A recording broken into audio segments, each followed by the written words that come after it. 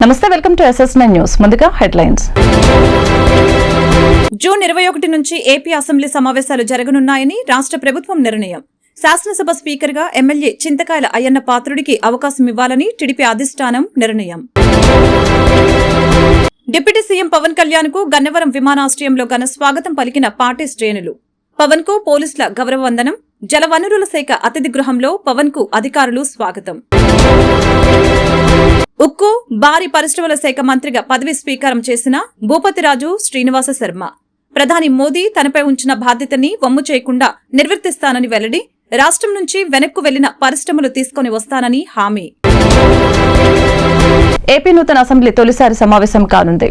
June 21 నుంచి AP assembly సమావేశాలు జరగనున్నాయి. జూన్ 24తో ఈ సమావేశాలు ముగుస్తాయి. ఏపీ అసెంబ్లీ సమావేశాల తేదీలో మార్పు జరిగింది. ఈ నెల 21 నుంచే నిర్వహించాలని రాష్ట్ర ప్రభుత్వం నిర్ణయించింది. తొలుత ఈ నెల 24 నుంచి జరుగుతాయని ప్రభుత్వ వర్గాలు తెలిపాయి. తాజాగా 21, 22 తేదీలో నిర్వహించాలని నిర్ణయించారు. ఈ సమావేశాల్లో సభ్యుల ప్రమాణ స్వీకారం, శాసనసభ స్పీకర్, డిప్యూటీ స్పీకర్ ఎన్నిక జరగనుంది. శాసనసభ స్పీకర్గా ఎమ్మెల్యే చింతకాయల అయ్యన్న పాత్రుడికి అవకాశం ఇవ్వాలని టీడీపీ అధిష్టానం నిర్ణయించింది. ఉపసభాపతి, చీఫ్ విప్ పై ఇంకా స్పష్టత రావాల్సి ఉంది. ఎన్నికైన వారిలో సీనియారిటీ పరంగా అయ్యన్న పాత్రుడు ముందుంటారు. ఆయన స్పీకర్గా ఎన్నిక కానున్న నేపథ్యంలో మరో సీనియర్ సభ్యుడైన బుచ్చయ్య చౌదరి ప్రోటెం స్పీకర్ గా వ్యవహరించే అవకాశం ఉంది. AP deputy CM Pawan Kalyan కు పోలీసులు గౌరవ వందనం చేశారు. విజయవాడలో పవన్ కళ్యాణ్ పర్యటించారు. జలవనరుల శాఖ అతిథి గృహంలో పవన్ కు అధికారులు స్వాగతం పలికారు. పోలీసులు గౌరవ వందనం చేశారు. పవన్ కళ్యాణ్ విజయవాడలో పర్యటిస్తున్న విషయం తెలిసిందే. మంగళవారం ఉదయం గన్నవరం ఎయిర్పోర్ట్ లో దిగిన పవన్ కళ్యాణ్ అక్కడ నుంచి నేరుగా జలవనరుల శాఖ అతిథి గృహానికి చేరుకున్నారు. అక్కడి అధికారులు డిప్యూటీ సీఎం కి ఘన స్వాగతం పలికారు. అనంతరం పోలీసులు ఆయనకు గౌరవ వందనం చేశారు. విజయవాడలో తన కోసం ఏర్పాటు చేసిన క్యాంపు కార్యాలయాన్ని పవన్ సందర్శించారు. అక్కడ ఏర్పాట్లను పర్యవేక్షించి అవసరమైన మార్పులు సూచించారు. ఆర్ట్ డైరెక్టర్ ఆనంద సాయితో కలిసి క్యాంపు కార్యాలయం భవనాన్ని పవన్ కళ్యాణ్ పరిశీలించారు. బిల్డింగ్ పై అంతస్తులో నివాసం, కింది అంతస్తులో ఆఫీస్ ఏర్పాటు చేయాలని అధికారులకు సూచించారు. ఆఫీస్ పక్కనే సమావేశ మందిరం ఉండటంతో పవన్ కళ్యాణ్ సంతృప్తి వ్యక్తం చేసినట్లు సమాచారం. ఆపై పవన్ కళ్యాణ్ అక్కడ నుంచి నేరుగా జనసేన కార్యాలయానికి చేరుకున్నారు.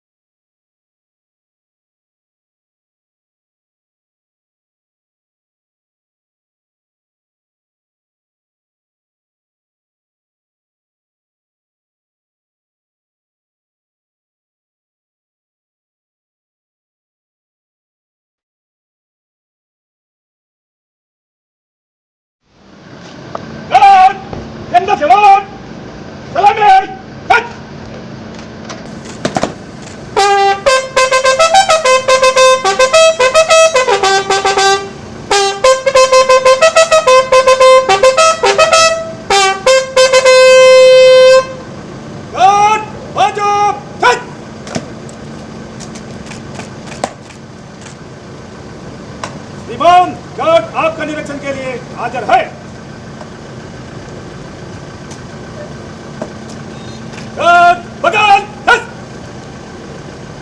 सेंट्री कर रहे हैं। गार्ड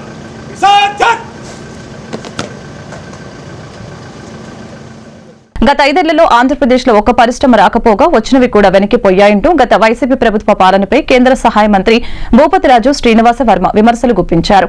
రాబోయే కాలంలో ఆంధ్రప్రదేశ్ రాష్ట్రంలో పరిశ్రమల ఏర్పాటు కోసం ప్రత్యేకమైన కార్యాచరణతో రాష్ట్ర అభివృద్ధి కోసం అందరితో కలిసి సమన్వయంతో ముందుకు అడుగులు వేస్తామని తెలిపారు. విశాఖ ఉక్కు ఆంధ్రుల హక్కు అనే సెంటిమెంట్ దెబ్బతినకుండా ఆంధ్రప్రదేశ్ ప్రజలు ప్రయోజనాలకు అనుగుణంగా ప్రయత్నిస్తామని తెలిపారు.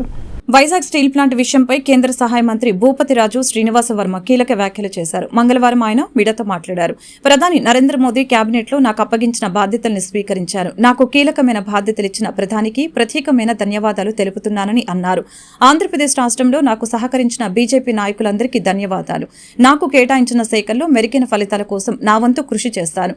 ఆంధ్రప్రదేశ్ రాష్ట్రానికి సంబంధించిన పరిశ్రమల విషయంలో ముఖ్యమంత్రి చంద్రబాబు నాయుడుతో చర్చలు జరుపుతానని శ్రీనివాస వర్మ తెలిపారు.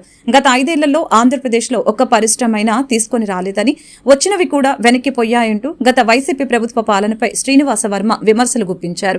రాబోయే కాలంలో ఆంధ్రప్రదేశ్ రాష్ట్రంలో పరిశ్రమల ఏర్పాటు కోసం ప్రత్యేకమైన కార్యాచరణతో రాష్ట్రం అభివృద్ధి కోసం అందరితో కలిసి సమన్వయంతో ముందుకు అడుగులు వేస్తామని తెలియజేశారు.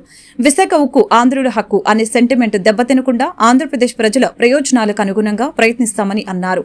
ముఖ్యమంత్రి చంద్రబాబు నాయుడు పవన్ కళ్యాణ్తో ప్రధాని నరేంద్ర మోదీ కేంద్ర ఆర్థిక శాఖ మంత్రిని కలిసి విశాఖ స్టీల్ ప్లాంట్లో గల సమస్యలు, ఉద్యోగుల భద్రత, ఆంధ్రప్రదేశ్ ప్రజల ఆశలకు అనుగుణంగా ముందుకు అడుగులు వేస్తామని అన్నారు.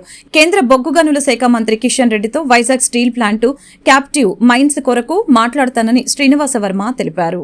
విజయవాడ ఎనికేపాడులో నూతన క్యాంపు కార్యాలయం విడిద ఇళ్లకి హోంమంత్రి వంగలపూడి అనిత శాస్త్రోక్తంగా గృహప్రవేశం చేశారు. మంత్రికి పలువురు ప్రజాప్రతినిధులు స్వాగతం పలికారు.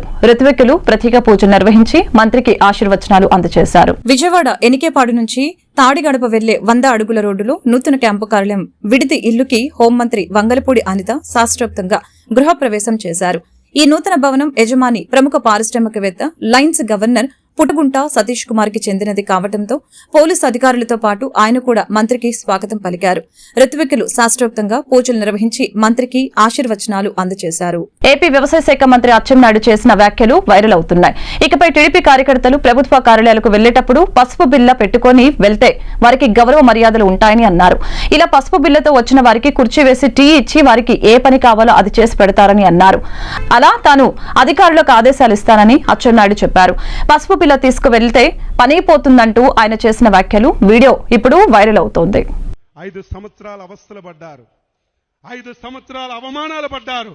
నేను మాటిస్తున్నాను, రేపటి నుంచి అధికారులకు సమావేశం పెట్టి చెప్తాను. రేపటి నుంచి ప్రతి కార్యకర్త ఎస్ఐ దగ్గరికి వెళ్ళినా, ఎంఆర్ఓ దగ్గరికి వెళ్ళినా, ఎండిఓ దగ్గరికి వెళ్ళినా, ఏ ఆఫీస్కి వెళ్ళినా మీరు పసుపు బిల్ల పెట్టుకొని వెళ్ళండి.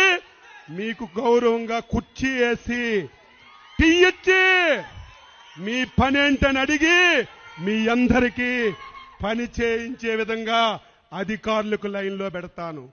ఎవరైనా ఒకలో ఇద్దరు నా మాటకు జవదాడితే ఏమవుతారో వారికి నేను చెప్పవలసినటువంటి అవసరం లేదని చెప్పి తెలియజేస్తున్నాను. గొల్లపూడిలో మాజీ మంత్రి దేవినేని ఉమామహేశ్వరరావును ఏపీ గనుల, భూగర్భ వనరుల మరియు ఎక్సైజ్ శాఖ మంత్రి కొల్లు రవీంద్ర మర్యాదపూర్వకంగా కలవటం జరిగింది. ఈ సందర్భంగా కొల్లు రవీంద్రను దేవినేని ఉమా ఘనంగా సత్కరించారు. మైలవరం నియోజకవర్గానికి చెందిన పలువురు నేతలు మంత్రి రవీంద్రను కలిసి శాల్వాతో సత్కరించి ప్రత్యేకంగా అభినందనలు తెలిపారు.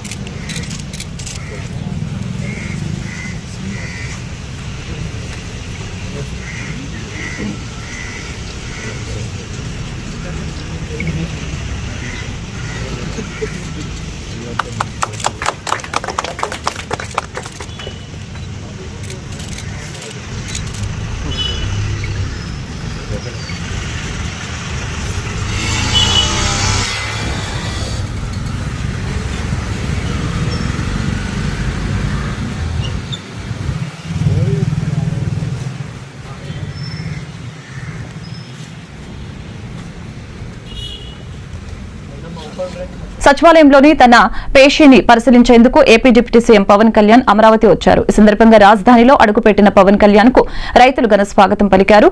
సీడ్ యాక్సెస్ రోడ్డు వద్ద పవన్ కాన్వాయ్పై పూల వర్షం కురిపించారు. గజమాలతో జనసేనాని సత్కరించారు. వెంకటపాలెం నుంచి మందడం గ్రామం వరకు రోడ్డుపై పూలు చల్లుతూ తమ అభిమానాన్ని చాటుకున్నారు.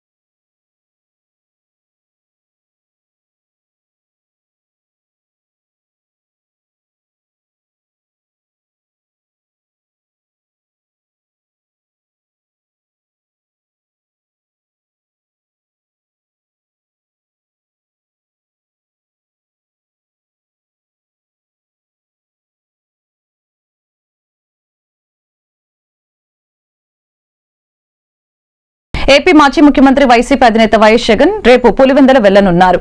ఎన్నికలు ముగిశాక తొలిసారి సొంత నియోజకవర్గంలో పర్యటించనున్నారు. బుధవారం నాడు గన్నవరం నుంచి బయలుదేరి మధ్యాహ్నం 3 గంటలకు కడప విమానాశ్రయానికి చేరుకోనున్న జగన్ అక్కడి నుంచి రోడ్డు మార్గంలో పులివెందులు చేరుకుంటారు. జగన్ 2 రోజుల పాటు పులివెందుల్లోనే ఉంటారు. రాయలసీమ జిల్లాల పార్టీ నేతలు కార్యకర్తలతో సమావేశాన్ని నిర్వహించి వారికి భరోసా ఇవ్వనున్నారు. ఈ నెల 21న పులివెందుల నుంచి బయలుదేరి తాడేపల్లి తిరిగి రానున్నారు. మాజీ సీఎం జగన్ ఈవీఎంలపై చేసిన వ్యాఖ్యలపై విజయవాడ టీడీపీ ఎంపీ కేశినేని శివనాథ్ ఆగ్రహం వ్యక్తం చేశారు. ప్రజలు తగిన బుద్ధి చెప్పినా జగన్ ఇంకా మారలేదని, ఇప్పుడు ఈవీఎంల పేరు చెప్పి రాద్ధాంతం చేస్తున్నారని మండిపడ్డారు. జగన్ వాస్తవంలోకి వస్తే మంచిది, లేదంటే 3 నెలల్లో వైసీపీ కనుమరుగు కావటం ఖాయమని జోస్యం చెప్పారు. ఈ సందర్భంగా మంగళవారం విజయవాడలో ఆయన మీడియాతో మాట్లాడారు. గత ఎన్నికల్లో ఇదే ఈవీఎంలు అద్భుతమని చెప్పలేదా అని ప్రశ్నించారు. ఇప్పుడు ఓటమితో తప్పులు ఒప్పుకోలేక జగన్ ఈవీఎంలపై నెపం పడుతున్నారని దుయ్యపట్టారు. బటన్ నొక్కగానే ఏ గుర్తు అనేది కూడా స్పష్టంగా కనిపించిందని, ప్రజలంతా జగన్ పాలన వద్దని తగిన గుణపాఠం చెప్పారని కేశినేని చిన్ని అన్నారు. భ్రమలు వీడి ప్యాలెస్ నుంచి బయటకు రావాలని తెలిపారు. ప్రజా జీవితంలోకి వస్తే ఇప్పుడైనా వాస్తవాలు తెలుస్తాయని తెలిపారు. విశాఖ భవంతులకి ఉదంతం బయటకు వస్తే 11 సీట్లు కూడా వైసీపీకి వచ్చేవి కాదని తెలిపారు. ప్రజాధనం 500 కోట్ల దుర్వినియోగం చేశారని, బాత్రూమ్ కు 5 కోట్లు అంటూ ఆశ్చర్యం వ్యక్తం చేశారు. దీనిపై విచారణ చేసి చట్టపరమైన చర్యలు తీసుకోవాలని సీఎంను కోరుతామని తెలిపారు. జగన్ వాస్తవంలోకి వస్తే మంచిది, లేదంటే 3 నెలల్లో వైసీపీ కనుమరుగు కావటం ఖాయమని తెలిపారు. ఉదయం లేవగానే ఒక వింత ట్వీట్ మన మాజీ ముఖ్యమంత్రి వాళ్ళు చూసిన ట్వీట్ చేశారు. ఇవాళ ఆయనకి న్యాయం గుర్తొచ్చింది, ప్రజాస్వామ్యం గుర్తొచ్చింది. ఇక వింత ఆలోచనలన్నీ కూడా వచ్చినాయి. ఆయన ఆ ట్వీట్లో న్యాయం ప్రజలకి కలగాలి, న్యాయం కలిగే విధంగా ఆలోచనలు ఉండాలి. అబ్బా ఎంత గొప్పగా చెప్పారు జగన్మోహన్ రెడ్డి గారు. ఇన్ని రోజులు ప్రజలకు న్యాయం గురించి కానీ, ప్రజలకు న్యాయం చేయాలని కానీ ఏ రోజు మీకు ఒక్క కోసాన్ని కూడా లేని వ్యక్తివి నువ్వు ఇవాళ ఈవీఎంల గురించి మాట్లాడుతున్నావు. నీకు గుర్తుందో లేదో 2019లో ఈవీఎంల గురించి నువ్వు ఒక స్టేట్మెంట్ ఇచ్చావు. ఆ స్టేట్మెంట్ ప్రకారం మీకే చూపిస్తా ఒక వీడియో చూడండి. ఒక అద్భుతమైన స్పీచ్ ఇచ్చాడు వాళ్ళు పొద్దున్న ట్వీట్ ఇచ్చాడు. అంతకు ముందు వీడియో చూడండి ఒక్కసారి, మీకే తెలుస్తుంది.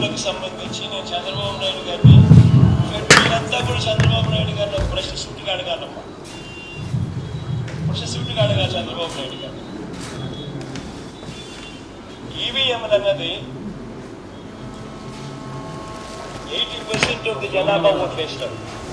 రికార్డ్ పోలింగ్ 80% జనాభా వెళ్ళి పోలింగ్ బూత్ లో బటన్ నొక్కినారు.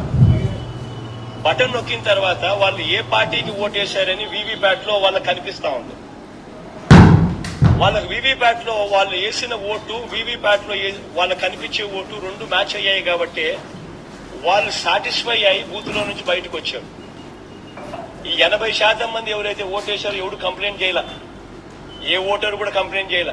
నేనున్నాను, వెళ్ళి నేను ఫ్యాన్ గుర్తుకు నేను నొక్కిన తర్వాత చంద్రబాబు ప్రభుత్వం విద్యకు అధిక ప్రాధాన్యత ఇస్తుందని ఎమ్మెల్యే గద్దె రామ్మోహన్ పేర్కొన్నారు. కృష్ణలంక పొట్టి శ్రీరాముల స్కూల్లో ఇంటర్ కాలేజ్ ఏర్పాటు చేసిన ఘనత టీడీపీ ప్రభుత్వానికి దక్కుతుందని తెలిపారు. విద్యార్థులు అత్యధిక మార్కులు సాధించడమే కాకుండా జాతీయ స్థాయి పోటీ పరీక్షల్లో పాల్గొని స్కూలుకు మంచి పేరు తీసుకుని రావాలని ఎమ్మెల్యే గద్దె ఆకాంక్షించారు. కృష్ణలంకలోని పొట్టి శ్రీరాముల హైస్కూల్లో విద్యార్థులకు పుస్తకాలు పంపిణీ కార్యక్రమం నిర్వహించారు. ఈ కార్యక్రమంలో ఎమ్మెల్యే గద్దె రామ్మోహన్ పాల్గొని విద్యార్థులకు పుస్తకాలు పంపిణీ చేశారు. అనంతరం ఆయన మాట్లాడుతూ విద్యకు ముఖ్యమంత్రి చంద్రబాబు అధిక ప్రాధాన్యత ఇచ్చారని తెలిపారు.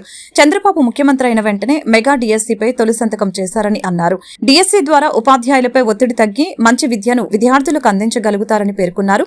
10వ తరగతి పూర్తయిన తర్వాత ఇంటర్ విద్యకు ఇతర ప్రాంతాలకు వెళ్లకుండా ఇక్కడే ఇంటర్మీడియట్ తరగతులు చదువుకు చంద్రబాబు హయాంలో ప్రారంభించారని పేర్కొన్నారు. విద్యార్థులు అత్యధిక మార్కులు సాధించడమే కాకుండా జాతీయ స్థాయి పోటీ పరీక్షలలో పాల్గొని స్కూలుకు మంచి పేరు తీసుకుని రావాలని కోరారు.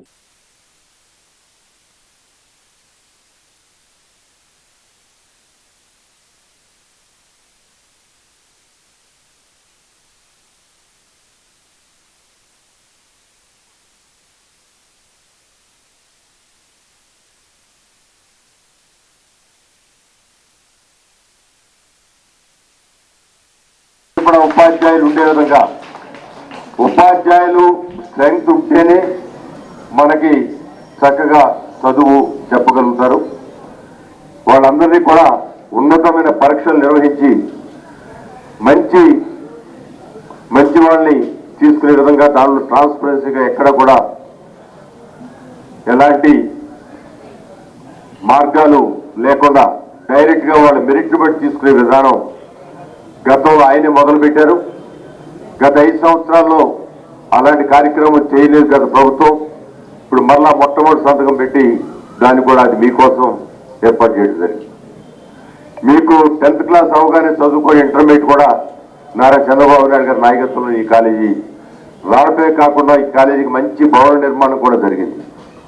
మీరు బయటకు వెళ్లకుండా 10th క్లాస్ ఇక్కడే విధంగా ఇక్కడ ఏ విధంగా మంచి మెరిట్ వస్తూ ఉందో 82% వచ్చింది, 87% రావటం గవర్నమెంట్ స్కూల్స్లో చాలా ఎక్కువ.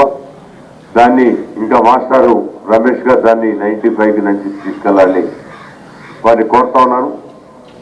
దీనికి కూడా ఈ కాలేజీలో చదివిన చాలా పర్యాయాలు 100% రిజల్ట్స్ రావటం, దాంట్లో చదివిన వాళ్ళు ఉన్నత చదువు కూడా వెళ్ళటం, వాళ్ళు పెద్ద ఆల్ ఇండియా ర్యాంకులు కూడా తెచ్చుకోవడం, ఆల్ ఇండియా టెస్ట్ లో కూడా పాస్ అయ్యి రాష్ట్రంలో నూతనంగా ఏర్పడిన ఎన్డీఏ కూటమి ప్రభుత్వం మంత్రివర్గంలో బీసీలకు సముచిత స్థానం కల్పించకుండా బీసీలను మోసగించిందని బీసీ యువజన సంఘం కన్వీనర్ సైకం రాజశేఖర్ ఆరోపించారు.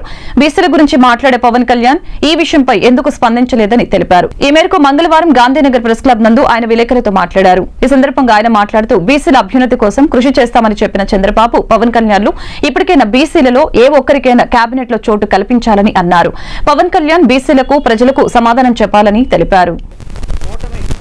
తెలుగుదేశం పార్టీ, జనసేన, బీజేపీ పార్టీలు గుర్తించాలి. ఏవో 1-2 బీసీ కులాలకు పదవులన్నీ దోచిపెడితే మొత్తం బీసీ కులాలకు న్యాయం జరిగినట్లు కాదు. ఈ విషయాన్ని ఈ రాజకీయ పార్టీలు గుర్తించాలి.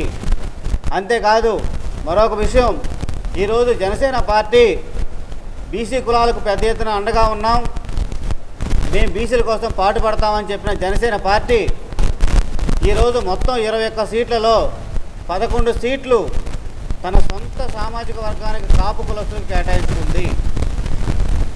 ఇది పోను మంత్రివర్గం నుంచి జనసేన పార్టీ 3 ప్రతిపాదిస్తే 3 కూడా 2 కాపు సమాజానికి చెందినవారు కాక, పవన్ కళ్యాణ్ దుర్గేష్ కాపు సమాజానికి చెందినవారు కాక, నాదెండ్ల మనోహర్ గారు కమ్మ సమాజానికి చెందినవారు. అంటే జనసేన పార్టీలో ఎమ్మెల్యేలు గెలిచిన 3 అభ్యర్థులు, బీసీ 3 అభ్యర్థులు కూడా మంత్రివర్గానికి లేదా మంత్రి పదవి చేయడానికి అర్హులు కాదా? బీసీలు మంత్రులుగా పనిచేయరా? మంత్రి పదవి చేయలేరా?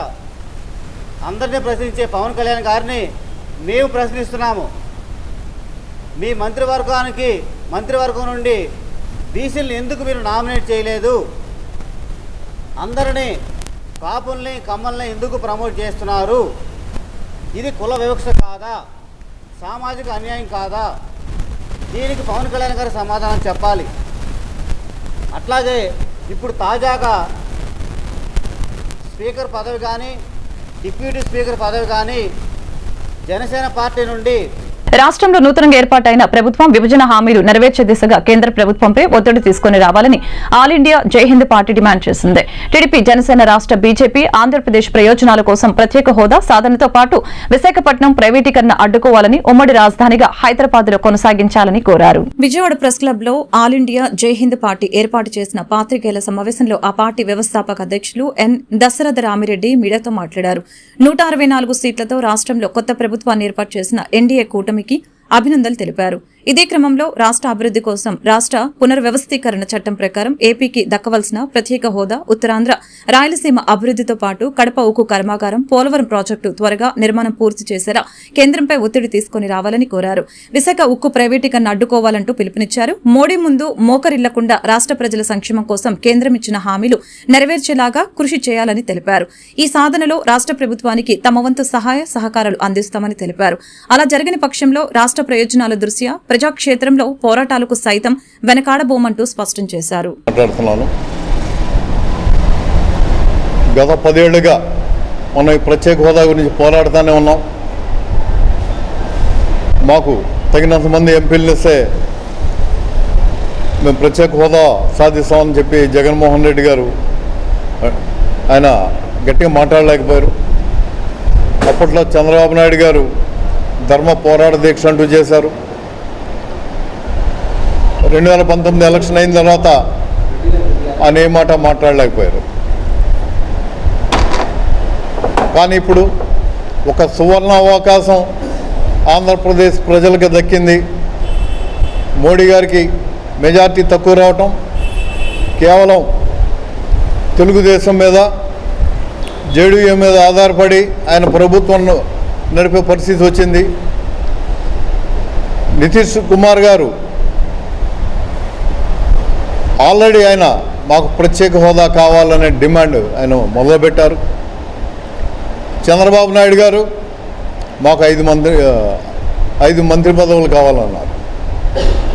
అంటే ఈ రాష్ట్రానికి సంబంధించి యువత భవిష్యత్తు నాశనం అయిపోతున్నా వీళ్ళకి వాళ్ళ పార్టీ మెంబర్స్కి మంత్రి పదవులు కావాలి, కానీ ఆంధ్రప్రదేశ్ యువత భవిష్యత్తు పట్టదా అని నేను బాబు గారిని ప్రశ్నిస్తున్నాను. అలాగే పవన్ కళ్యాణ్ గారు అప్పట్లో ఒంటికి కారం పూసుకోండి, సత్తా లేదా పౌరుషం లేదా అని మాట్లాడారు. పవన్ కళ్యాణ్ గారు దయచేసి ఏంటంటే ఆ సత్తా మీకు మాత్రమే ఉందని మేము నమ్ముతున్నాం. ఈ రాష్ట్ర యువత గురించి భవిష్యత్తు గురించి ఆలోచించే సత్తా పవన్ రాజకీయ పక్షాల నాయకులు, ప్రియతమ పాత్రికేయ సోదరులరా,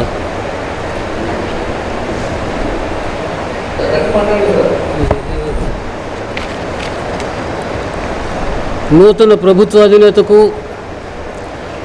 ప్రతిపక్ష నేతకు అఖిలపక్షం తరఫున హార్దిక శుభాకాంక్షలు తెలియజేస్తూ ఉన్నాం. ఇప్పటికి 4 రోజుల క్రితం, నెల కూడా కాలేదనుకుంటాను, ఒక సమావేశాన్ని ప్రత్యేక హోదా కోసం మరియు హైదరాబాదును ఉమ్మడి రాజధానిగా మరికొంతకాలం కొనసాగించేదానికి కేంద్ర ప్రభుత్వం మీద ఒత్తిడి తీసుకోవడం కోసంగా ఏర్పాటు చేయడం జరిగింది.